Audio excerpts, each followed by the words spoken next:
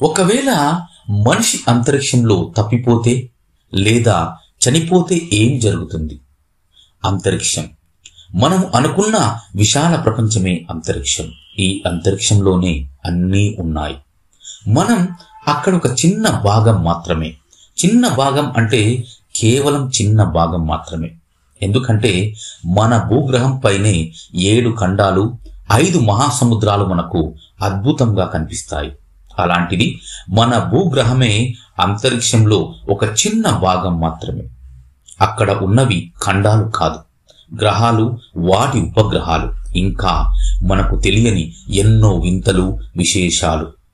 మన భూమి ఎలా, ఎప్పుడు పుట్టింది అని తెలుసుకోవాలన్నా, ఇతర గ్రహాల్లో జీవజాతులు ఉన్నాయా అనుకున్నా, ఏలియన్స్ ఉన్నారా లేదా అని అనుకున్నా అంతరిక్షం వెళ్లాల్సిందే.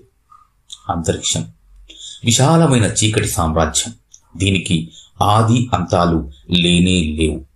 తూర్పు పడమర అనే దిక్కులు అస్సలు లేనే లేవు. గురుత్వాకర్షణ అస్సలు ఉండదు. గాలి నీరు మాటే లేదు. అంటే మనిషి జీవించడానికి అవకాశమే లేదన్నమాట. అయినా కూడా ప్రపంచంలోని పలు దేశాలకు చెందిన ఆస్ట్రోనాట్లు పరిశోధనల నిమిత్తం అంతరిక్షం వెళుతూ ఉంటారు. ప్రతి సంవత్సరం ఎంతో మంది ఆస్ట్రోనాట్లు వెళుతూ ఉంటారు కదా. వారిలో ఎవరైనా తప్పిపోతే లేదా చనిపోతే ఏం జరుగుతుంది? ఇంత అడ్వాన్స్డ్ టెక్నాలజీ ఉన్న ఈ సమయంలో ఈ ఆలోచన హాస్యంగా అనిపించినా అంతరిక్షంలోకి వెళ్లే కొంతమంది ఆస్ట్రోనాట్స్ కూడా ఇదే సందేహం వచ్చిందట.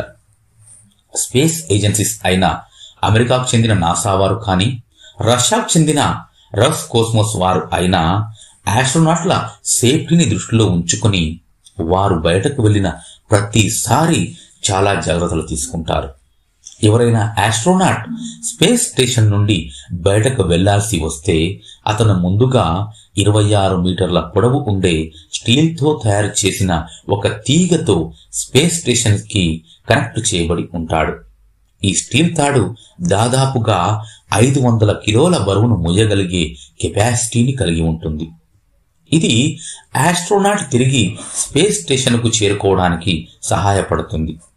ఒకవేళ ఎలాంటి సందర్భంలోనైనా ఈ తాడు తెగిపోతే వ్యోమగాములు తమ స్పేస్ షూటుకు వెనక ఉన్న ఒక పరికరాన్ని వాడుతారు. ఆ పరికరం పేరే సేఫర్, సింప్లిఫైడ్ ఎయిడ్ ఫర్ ఇవా రెస్క్యూ. ఇవా అంటే ఎక్స్ట్రా వాస్కులార్ యాక్టివిటీ. ఇదొక ఎమర్జెన్సీ జెట్ ప్లేన్ సిస్టమ్ అన్నమాట. స్పేస్ స్టేషన్ నుండి విడిపోయిన ఆస్ట్రోనాట్ కి ఒక కంట్రోల్ యాక్సిలరేషన్ ఇది అందిస్తుంది. దీనివల్ల అతను ముందుకు వెనుకకు వెళుతూ ముందుకు వెనుకకు వెళ్లే అవకాశం కూడా ఇది కల్పిస్తుంది. ఒకవేళ ఈ సేఫర్ ఫెయిల్ అయితే లేదా ఆస్ట్రోనాట్ దీనిని ఆపరేట్ చేయలేకపోతే, అంటే ఆ వాతావరణానికి స్పృహ తప్పి పడిపోతే, అలాంటప్పుడు ఉండే ఒకే ఒక్క ఛాన్సే రెస్క్యూ మిషన్. స్పేస్ స్టేషన్ లో ఉన్న మిగతా ఆస్ట్రోనాట్స్ అంతా కలిసి ఒక రెస్క్యూ మిషన్ ను స్టార్ట్ చేస్తారు. కానీ ఈ మిషన్ అనుకున్నంత తేలికైతే కాదు. ఎందుకంటే ఇప్పుడున్న టెక్నాలజీ ప్రకారంగా చూస్తే స్పేస్ స్టేషన్ నుండి తప్పిపోయిన వ్యక్తిని తీసుకొచ్చే మిషన్ ను ఇప్పటి వరకు కూడా ఏ దేశం తయారు చేయలేకపోయింది. ఇప్పుడు ఒక ఆస్ట్రోనాట్ స్టీల్ తాడు తెగిపోయి జెట్ ప్యాక్ సిస్టమ్ ఫెయిల్ అయ్యి ఆస్ట్రోనాట్ రెస్క్యూ మిషన్ ఫెయిల్ అయితే ఏం జరుగుతుంది? ఆస్ట్రోనాట్ స్టీల్ తాడు తెగిన వెంబడే అంతరిక్షంలో ఏ వైపు నుండి ఫోర్స్ పనిచేస్తుందో అదే దిశలో అతను ముందుకు వెళతాడు.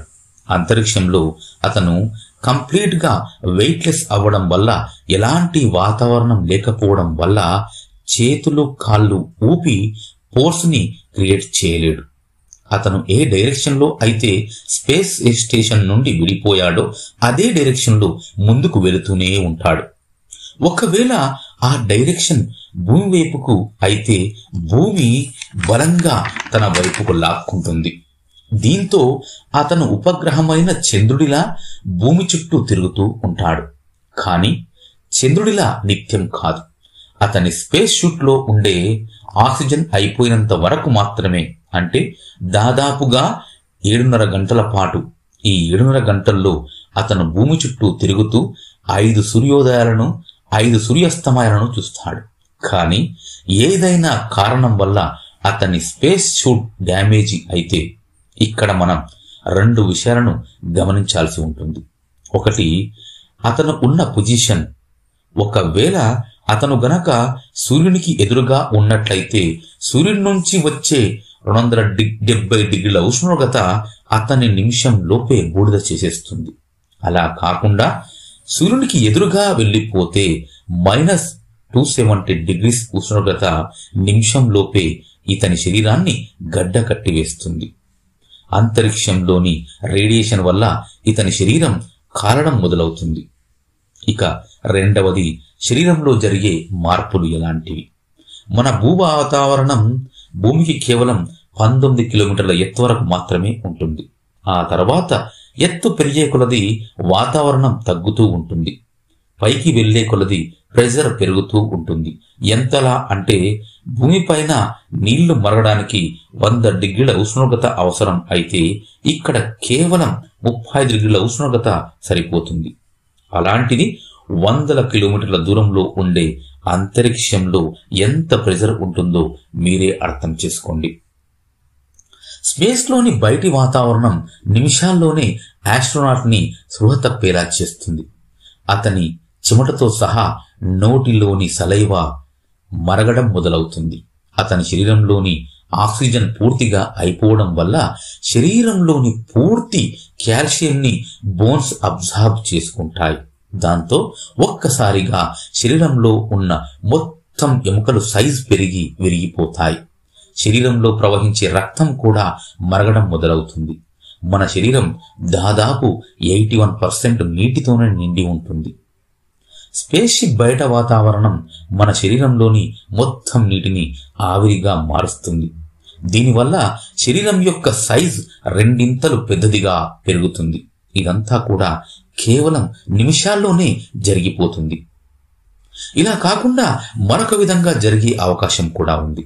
అదేంటంటే ఆస్ట్రోనాట్ స్పేస్ స్టేషన్ నుండి విడిపోయినప్పుడు అక్కడ సరైన వెలాసిటీతో సరైన స్పీడ్తో భూమి వైపుగా వెళుతూ ఉన్నట్లయితే భూ వాతావరణంలోకి చేరుకోవచ్చు. కానీ అతను భూమిని మాత్రం ఎప్పటికీ చేరుకోలేడు. ఎందుకంటే భూ వాతావరణం వైపుకి వచ్చే కొలది భూ గురుత్వాకర్షణ శక్తి అతన్ని తన వైపుకి బలంగా లాక్కుంటుంది. ఈ గురుత్వాకర్షణ శక్తి వల్ల అతను భూమిని చేరుకునే స్పీడ్ ఎలా ఉంటుంది అంటే భూ వాతావరణం మరియు అతని శరీరానికి మధ్య వచ్చే రాపిడి వల్ల అతని శరీరం మధ్యలోనే కాలిపోతుంది. ఎలా అంటే ఈ కారణం వల్లనే అంతరిక్షం నుండి పడే శకలాలు ఉల్కాలు మండుతూ భూమిపై పడుతూ వెళ్ళిపోతూ ఉంటాయి. ఇలాంటి సంఘటనే ఒకటి 1967లో జరిగింది. సోవియట్ చెందిన స్పేస్ క్రాఫ్ట్ ఒకటి ల్యాండింగ్ సమయంలో ల్యాండింగ్ చేయలేకపోవడం వల్ల మండుతూ భూమిపైన పడి పేలిపోయింది. ఒక ఆస్ట్రోనాట్ అంతరిక్షంలో తప్పిపోతే జరిగే పరిణామాలు ఇలా ఉంటాయి.